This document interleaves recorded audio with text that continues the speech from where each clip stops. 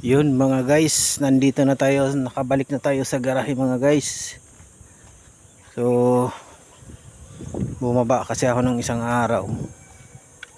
May nilakad ako na something. Meron akong nilakad na importante, pakikipagsapalaran. So yung isa kong kasama na driver umuwi din. So ngayon may biyahe kami ngayon. So buksan natin itong mga estribo para makapagduyan-duyan tayo. Yan yung estribo niya, no? Ayan, duyan. Ayun nga. Pipila kami ngayon. May pila kami ng biyahe ngayon. So yan yung ating mga bus ngayon, no? Halos napinturahan na lahat ng universe. Bagong pintura na lahat yan. So masikip na dito sa garahe guys. So hindi pa nakarating dito yung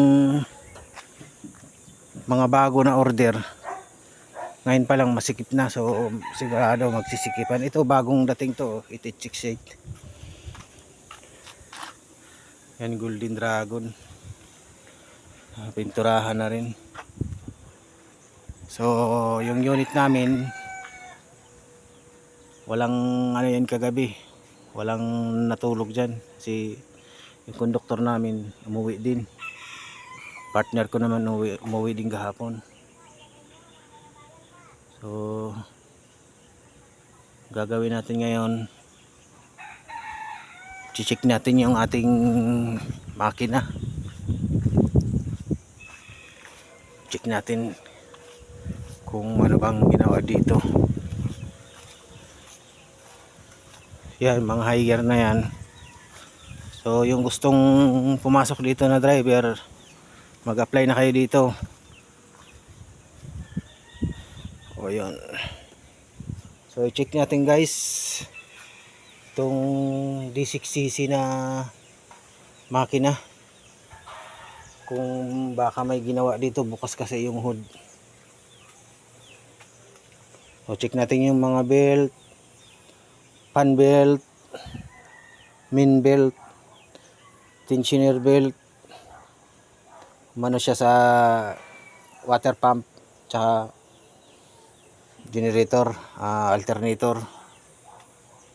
So yung tubig nito, check natin kung may lalabas, kung mayroon. So mamaya bago tayo umalis, mag-add na lang tayo.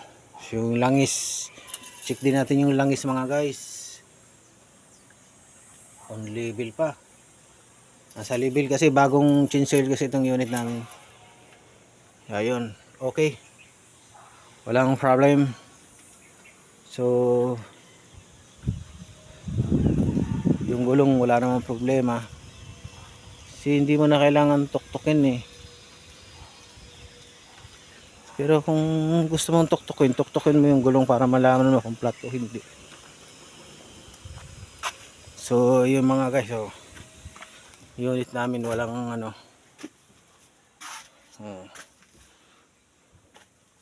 nagkalat yung mga kinain nila. So yun guys, bibiyahe kami mamaya pa Bicol. So pagkatapos kong makipagsapalaran, apply, so back tayo ngayon sa ating unit para bibiyahe tayo mamaya pa Bicol. So tanggalin natin tong mga laya na sampagita. So marumi yung dashboard natin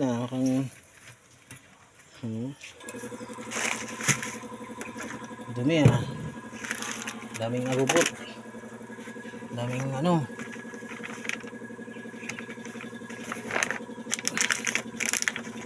linisan natin yung ating dashboard kasi pangit pag marumi yung dashboard eh.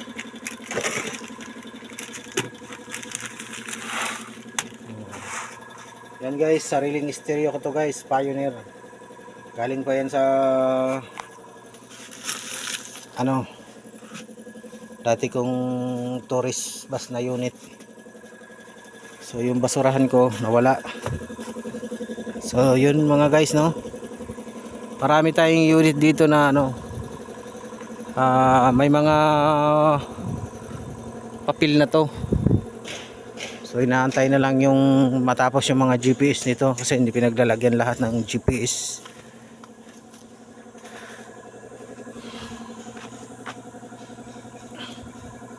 So sa mga gustong mag-apply dyan, Berto! Sa mga gustong mag-apply dyan, mag-apply na kayo dito sa Gold Trans BTS. Gold Trans BTS. So yun yung pangalan ng bus na to. Pero yung dala namin, yan, under pa siya ni St. Christopher.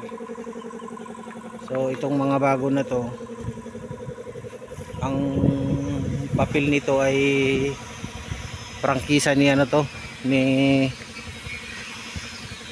Piltrangko na nabili ni ano, ni boss. So prangkisa ng Piltrangko to, itong mga bagong ano to, itong mga BTS na to. Prangkisa ni Piltrangko yan. Yan mga high gear. So pilan ng unit dito na ano patatakbuhin? 1, 2, 3, 4, 5,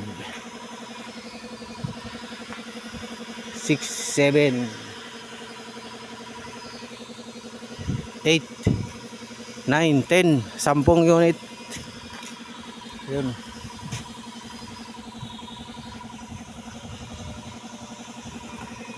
Yan yung mga patatakbuhin natin na mga bus, patatakbuhin ni boss. So mag-apply na kayo dito mga guys, sa mga gustong pumasok dito sa Gold Trans.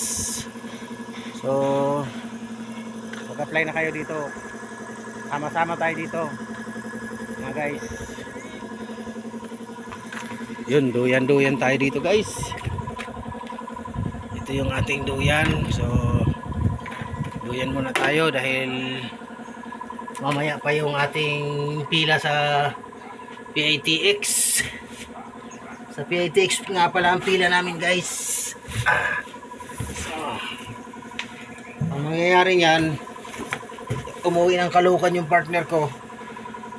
So dire-diretso na yun sa PITX. Doon na yun mag-aabang. So yung konduktor namin, aywan ko sa kanya. So kailangan niyang pumunta dito sa garahe dahil kuha siya ng ticket niya.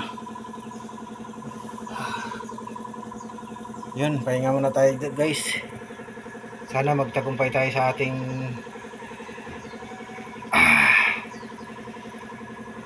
binabalak. Merong mga pagsubok pero ano lang, tuloy-tuloy lang mga guys. Yun lang mga guys ang ating video sa ngayon. Salamat nga pala sa mga nanonood at nag-subscribe, nag-like. Thank you very much.